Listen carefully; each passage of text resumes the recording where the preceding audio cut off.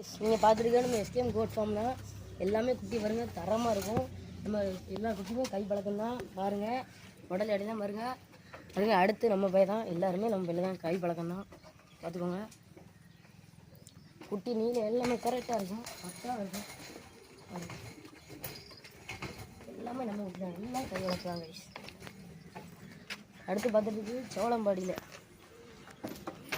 உடல் நீளத்தில் பார்க்கலாம். அடுத்து பார்த்துட்டு நெல்லூர் ஜுடுக்கி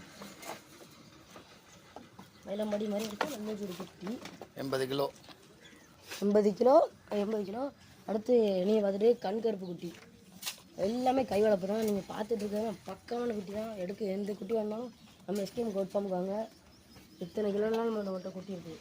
வாங்க, நான் வந்து பேசி பேரம் பேசி வாங்கிட்டு போங்க. வாங்க, நல்லபடியாக வாங்க, நான் சந்தோஷமாக வைப்பேங்க. வாங்க, இது நல்லூர் சுடுப்பி தான்.